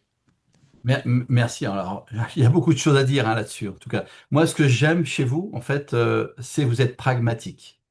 Il y a un pragmatisme qu'on retrouve plus chez nous. Nous, on est dogmatique. Donc, en fait, nous, on écrit les procédures. Vous dites non, on va avancer, on verra les procédures après. Donc, ça, c'est vraiment deux façons différentes de voir. Moi, sincèrement, je trouve chez vous un enthousiasme qu'on a perdu chez nous. En tout cas, qu'on a perdu chez nous. Et une facilité de discussion. Vous voyez, ce webinaire, il est super sympa. J'ai discuté, en fait, nous, on a des projets avec le CHUM. On a discuté avec CQDM, avec MITAC, c'était vachement bien. On échangeait, on avançait, etc. Nous, c'est difficile d'avoir ce genre de discussion comme ça avec des autorités en fait qui peuvent donner des financements, etc. Après, ce qui est aussi, j'aime bien ce qu'a dit Samuel parce que finalement, chez nous, en fait, pendant longtemps, alors ça commence à changer, mais déposer des brevets, c'était pas bien. C'était pas bien parce que c'était économique, c'était de l'argent. Le chercheur avec sa blouse blanche dans un labo, il doit faire avancer la connaissance, pas faire avancer l'économie. Et donc, je me souviens d'avoir eu une réunion au démarrage en fait des Marinas où j'étais dans un hôpital où en fait je devais parler. Et puis, je savais pas que c'était moi qui parlais. J'étais derrière Puis j'entendais des chercheurs qui disaient, oh non, c'est n'importe quoi, ces brevets. Moi, je veux que ma recherche serve l'humanité. Ok, c'était bien, hein, c'était bien comme disait Samuel. Et puis je suis descendu en bas, puis ils m'ont vu que c'était moi qui devais parler. Je leur ai dit, mais vous voyez, vous sauvez l'humanité. Moi aussi, je veux sauver l'humanité, mais personne n'ira sauver l'humanité s'il n'y a pas un titre de propriété, en fait, d'une application. Parce que comme dit Samuel, ça peut coûter des millions, des centaines de millions. Développer un médicament, ça peut être 1 milliard. Donc vous pensez que quelqu'un va mettre 1 milliard sur la table s'il n'a pas un retour sur investissement et s'il n'est pas propriétaire à un moment donné de quelque chose. Et donc voilà, c'est que ça commence à changer chez nous, pas aussi vite que j'aimerais. Vous, en fait, sincèrement, j'adore aller chez vous, j'adore discuter avec vous. Vous êtes des gens pragmatiques, vous êtes des gens qui avaient envie d'avancer. Vous êtes en fait pour moi l'Eldorado de l'innovation. Nous, on a perdu ça. En fait, on a perdu ça. Et je trouve que c'est dommage parce qu'on a des grands, grands chercheurs, on a des grands ingénieurs, mais souvent, vous savez, on a une innovation qui revient, on dit, waouh, c'est les Américains qui l'ont développé. On dit, ah non, c'est un Français qui est parti là-bas et c'est revenu en France parce que on a perdu en fait cette envie, on a perdu tout ça. Et je pense que vous, peut-être qu'en travaillant avec vous, en fait, vous pourriez, si vous pourriez nous ramener un peu cet esprit d'envie, cet esprit de pionnier, ça serait vachement bien vu chez nous. Oui, il semble y avoir une espèce de tabou de lancer une business. Ben, en France, est-ce qu'au Québec, il y a ce tabou-là aussi, Samuel? Oui, mais je veux dire, on a quand même beaucoup de, si on veut, d'organismes qui nous aident. Donc, moi, j'ai eu beaucoup d'aide parce que, je veux dire, quand j'ai décidé de partir mon entreprise, je viens pas d'une famille d'entrepreneurs, donc je me suis dit, je savais même pas qu'on pouvait le faire. Puis c'est vraiment Mhm. mes amis qui étaient au centre local de développement avec certains organismes de promotion économique de la région qui ont dit oui, c'est faisable. Puis j'ai eu un support. J'ai eu un support du gouvernement du Québec, le MEIA, dans le temps, qui m'a donné tout simplement le coup de pouce pour démarrer avec un montant d'argent pour dire, ben, regarde, vas-y, monte ton plan d'affaires, puis on te donne un an et demi pour prouver, puis avancer, puis aller chercher d'autres financements. Donc oui, il pourrait toujours en avoir plus, mais non, je pense qu'au Québec, on est quand même. Puis, tu sais, j'ai eu beaucoup, beaucoup de support. Tu sais, vous parlez de CRIBIC, différents organismes, si on veut, que si tu. C'est toujours des concours, donc il faut que tu gagnes ta subvention parce que ils ne subventionnent pas à tous les projets. Mais quand ton projet est solide, puis on peut démontrer qu'il y a une faisabilité technique, puis qu'il va y avoir un retour sur l'investissement, ben je pense qu'on est quand même gâté au Québec. On a quand même le soir. C'est pas facile, mais on est quand même gâté quand des fois, quand on regarde justement ailleurs, on se dit finalement, on chiale les Québécois, mais bon, on est quand même bien pareil, malgré tout. Puis j'ai une question dans le chat. Est-ce que le cadre réglementaire change d'une région géographique à l'autre? Est-ce que ça peut faire une différence entre la France et le Québec pour faire des applications commerciales Oui. entre les opérateurs, les chercheurs à chaque endroit? J'ai vraiment, en fait, et après, Samuel, il faut qu'on discute, parce que tu parlais de médicaments naturels.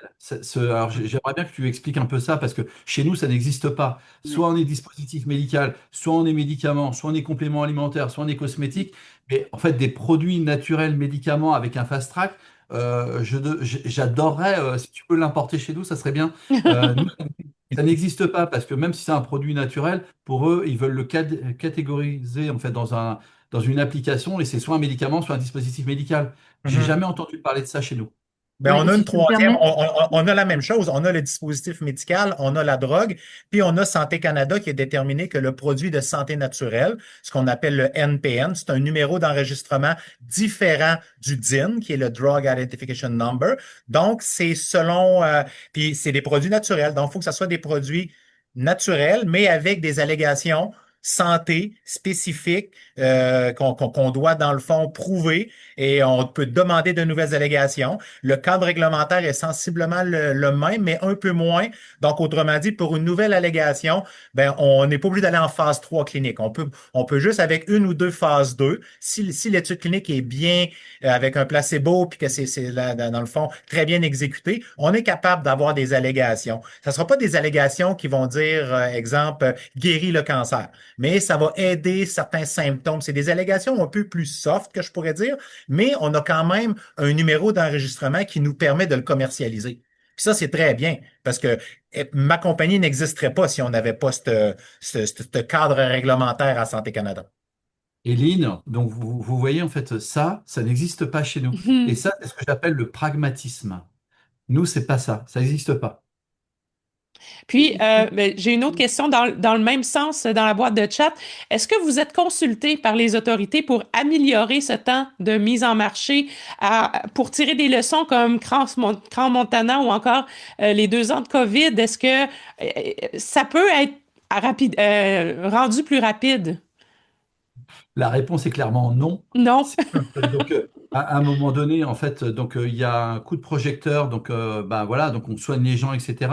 Moi, les discussions que j'ai avec les autorités compétentes, en fait, qui sont la NSM chez nous, c'est extrêmement difficile. En fait, on peut même pas aller les voir. C'est-à-dire que chez vous, vous pouvez discuter avec vos autorités compétentes.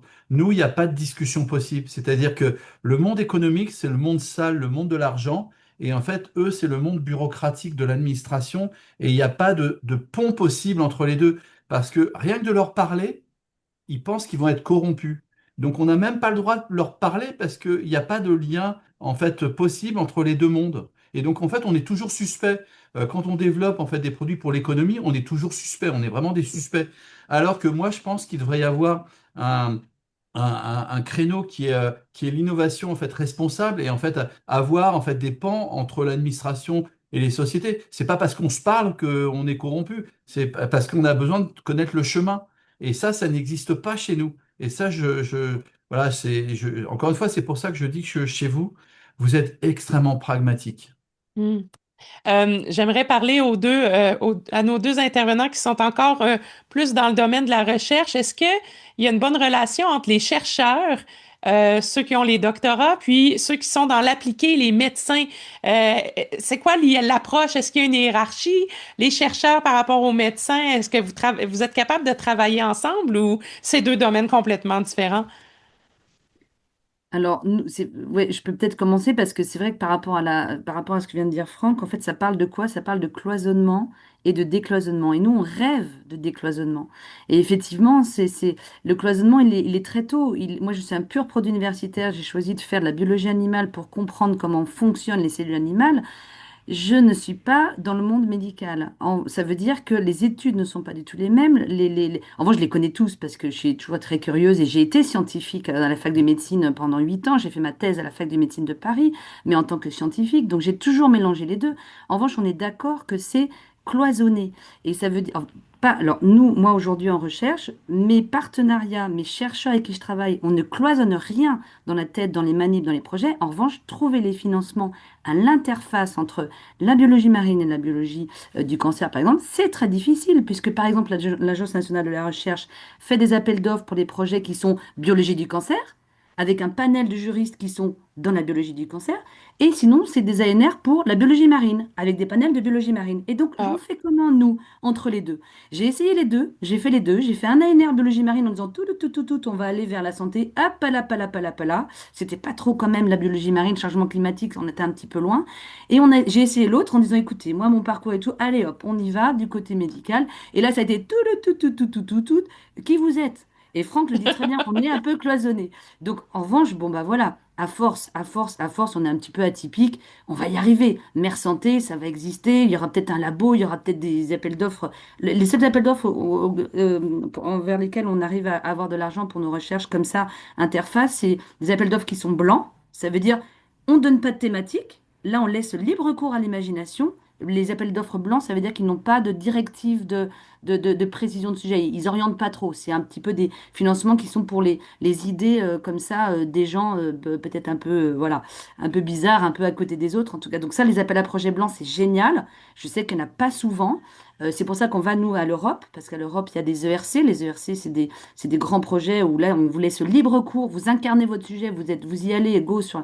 Donc on y retourne parce que, voilà, on y est déjà allé une fois, on y retournera une deuxième fois parce qu'il fallait qu'on avance aussi sur nos résultats de Warburg, de l'effet Warburg. Et donc, voilà. Donc, je veux dire décloisonner. Et je pense qu'on est mûr pour décloisonner aujourd'hui. Je pense que je ne sais pas comment c'est dans le ministère, je connais rien, moi, hein. Le monde économique, le monde. Voilà, je ne connais rien. Mais à l'Ifremer, ils sont très, très. Là, ils connaissent tout. Je pense qu'on va arriver à décloisonner. Mais il faut juste des preuves comme Franck, par exemple, en France, qui sont des preuves de. voilà, c'est de décloisonnement total. Est-ce que c'est plus facile de lancer une biotech marine en France ou au Québec, d'après vous? Bonne question. Je connais plus la réalité au Québec, avec ses avantages et ses inconvénients, en ce sens que, ben, au niveau de l'accompagnement, là, donc quelqu'un peut se lancer en biotech en ayant un profil purement entrepreneurial ou économique et s'adjoindre de centres de recherche qui peuvent, comme le mien, Bioptère, là, donc accompagner au niveau scientifique. Donc, et l'autre pendant, il y a de l'accompagnement des incubateurs, des accélérateurs qui peuvent donner des conseils. Donc, les jeunes pousses, les startups sont bien accompagnés. Donc, pour ça, il y a un certain avantage. Par contre, euh, je parle encore de mon expérience. Nous, on aide les entreprises en allant chercher du financement pour eux, entre autres, pour permettre de faire de la recherche. Mais la très, très grande majorité des financements auxquels on a accès, ça prend des critères qui excluent les startups. Donc, un certain nombre de personnes qui sont salariées à temps plein. Quand on commence, Hmm. des fois, on n'est pas à temps plein. Ou un nombre d'années d'existence, ce genre de choses-là. Donc, il reste très peu de financement pour les startups. Il y en existe, mais il y en a un peu moins. Euh, Puis deuxièmement, en discutant des fois avec des ministres ou en participant à des colloques, tu sais, on entend souvent, bien, voyons donc, il y a énormément de financement pour les startups. On a donné cette année 9 millions de dollars. Ben, pour la totalité des gens qui veulent se lancer en affaires dans le monde pharmaceutique inclus, 9 millions de dollars, ça représente pas énormément d'argent finalement. Donc, c'est un frein que nous, on a au Québec là, à ce niveau-là. Hmm. Pensez-vous que la France et le Québec, dans le portrait global de la planète, est bien positionné pour tirer son épingle du jeu en biotechnologie marine? Et puis, est-ce que vous voyez pas des leviers de collaboration qui nous permettraient d'être encore mieux positionnés par rapport au reste du monde? C'est qui les leaders en biotechnologie marine à l'heure actuelle? En biotechnologie marine, je dirais, ben, quand même, de toute façon, c'est toujours les États-Unis à un moment donné, parce qu'ils ont la Woodsole, ils ont la Scripps. Mais je pense, en fait, que la France est bien positionnée. Et sincèrement, en fait, ce que vous faites à Rimouski, en fait, j'en entends parler depuis depuis mes années d'étudiant. En fait, vous êtes super bien aussi. Le truc, c'est que c'est loin, en fait. Alors, même si on est proche, on parle la même langue, on est loin. Et donc, en fait, il faut quand même, il faudrait trouver des plateformes pour qu'on puisse se rassembler, discuter, échanger, etc. Mais la distance fait toujours, en fait, moi j'adorerais en fait aller chez vous plus souvent, etc. Mais c'est loin. Et donc là, c'est bien parce qu'on est rassemblés par la vidéo.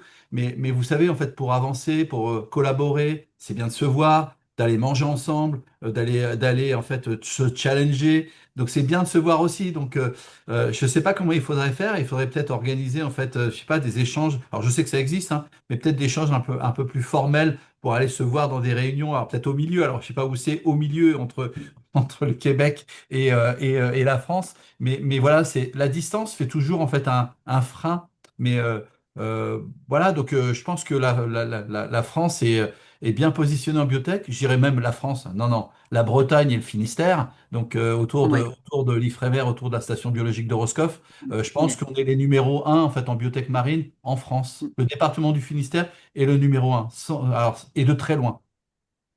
Et comme dit Franck, des résidences. Les artistes font ça depuis toujours, des résidences. Oui. Les prix Nobel, Otto Warburg, ils sont prix Nobel 1930. Otto Warburg, dont je vous parlais, qui a découvert le métabolisme des cellules cancéreuses, il a eu son prix Nobel parce que il s'est déplacé, il est allé travailler. Il avait une paillasse à Naples, à la station zoologique de Naples. Il a commencé à travailler sur les œufs d'oursin, d'ailleurs, hein, Franck, il y a beaucoup de choses, beaucoup de prix Nobel qui viennent du monde marin. Et donc, en fait, voilà, l'idée, c'est de se déplacer. En revanche, se déplacer, ça veut dire pas forcément tout seul. Et qu'est-ce qui s'est passé dans les années qui ont passé? On a dit, ah non, non, les chercheurs, quand vous allez en congrès, quand vous allez quelque part, non, vous n'y allez pas à 4 ou 5, c'est bizarre, parce que ça fait un petit peu la sortie you-you, tralala, où tout le monde va s'amuser. Donc en fait, voilà, il y a des codes qu'il faut laisser libres, en fait. Il faut faire confiance, en fait. Quand on va à plusieurs quelque part, c'est pas pour s'amuser, quoi. C'est pour libérer notre pensée et notre créativité. Comme les artistes. On est des artistes, je pense. Franchement. Et pour préciser, Vraiment. il y a 13 prix Nobel qui viennent en fait de modèles marins. Quand même. Quand même. Mais Ouais. justement, pour revenir à la mer, puis c'est une question qu'on a reçue de Laurent Anselmi, mais que je salue en passant, mais ça va vraiment vers là où je veux conclure cette superbe conversation. Est-ce on connaît les maux qui affectent la mer, les océans, la pollution, le réchauffement global, etc. Comment on peut exploiter le potentiel qu'on a dans l'océan sans détruire la biodiversité qui la rend possible? Alors, les mots, c'est l'homme, hein, c'est nous. C'est Hmm. nous qui détruisons notre planète, c'est nous qui polluons, c'est nous qui pêchons d'une façon excessive, etc., etc. Et en fait, je pense que tout cela, en fait, on est d'accord et je pense qu'il y a un mot commun, c'est que une fois qu'on a découvert une molécule, en fait, dans le milieu naturel, dans l'océan, sur la zone de balancement des marées, c'est comment je la produis sans défauner, sans détruire. Et en fait, il y a un mot commun, je pense, qui revient, c'est l'aquaculture.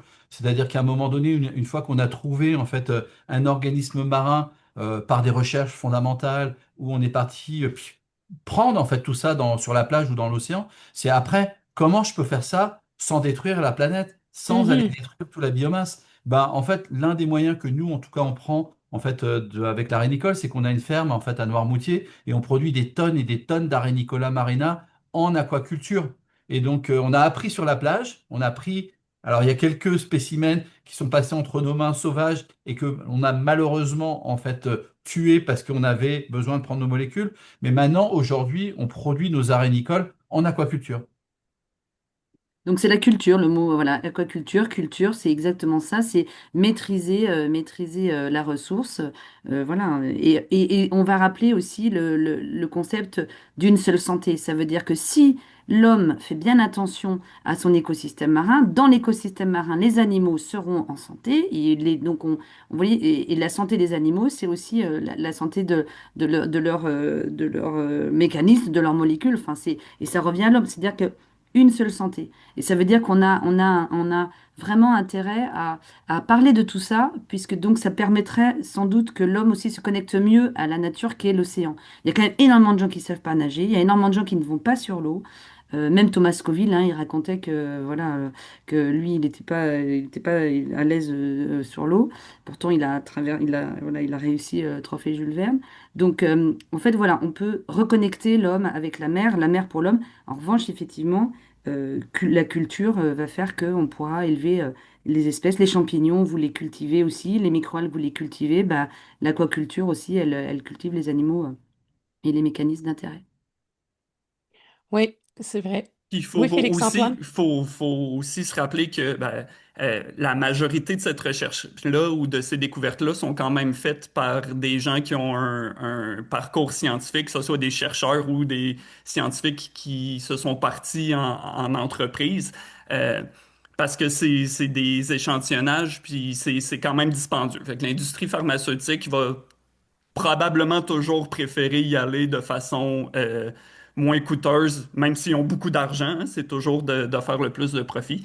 Et étant scientifique, quand on va sur les missions d'échantillonnage, on a toujours en tête la santé durable, puis on aime la nature, on est souvent des biologistes, donc on veut pas détruire l'environnement, on est très conscientisé, puis je veux faire du pouce, entre autres, aux missions pour lesquelles moi j'ai bénéficié là, dans les échantillonnages qui étaient organisés par le réseau Québec Maritime, entre autres. Euh, Quand on dérange le fond marin puis on va échantillonner, il n'y a pas juste moi là, qui décide je vais aller déranger le fond marin. Là. Le bateau est à pleine capacité de chercheurs et de scientifiques qui prennent différentes données. Là. Donc, on minimise aussi les sorties, puis on minimise aussi ce genre de stress-là en optimisant au maximum les échantillonnages. Là. Puis, puis finalement, dans mon cas, effectivement, ben, je travaille avec les champignons, donc on peut une fois qu'ils sont isolés, on n'est pas nécessairement obligé d'y retourner si on fait attention, parce qu'ils ont subi des modifications dans l'eau. Si je les sors de l'eau, ça se peut qu'ils perdent leur intérêt puisqu'ils sont plus dans leur milieu stressant, là. Donc ça, c'est toujours le risque, mais grosso modo, voilà. Et puis le chemin, c'est aussi le chemin de l'insuline. Les gens qui ont du diabète de type 2 aujourd'hui se piquent avec une insuline. À l'époque, l'insuline, elle était sortie des pancréas, des porcs à la sortie des abattoirs. Depuis presque, pas 100 ans, mais presque, on fait fabriquer l'insuline par de la culture bactérienne. Et l'insuline, donc on fait du mimétisme, c'est-à-dire que on fait de la synthèse de protéines par de biomimétique de celles qu'on extrayait à partir de la ressource animale. Donc ça, si si on sait quel est l'acteur exact de l'effet qu'on retrouve, de l'effet qu'on cherche, on peut très bien trouver des méthodes qui sont de la culture de bactéries, de la production de la protéine d'intérêt en laboratoire, comme c'est fait pour l'insuline aujourd'hui. Ça veut dire que on ne sait pas, enfin on ne sait pas encore, mais en fait, les méthodes de la biologie dans son intégralité sont là pour répondre à ces problèmes de synthèse de biomolécules.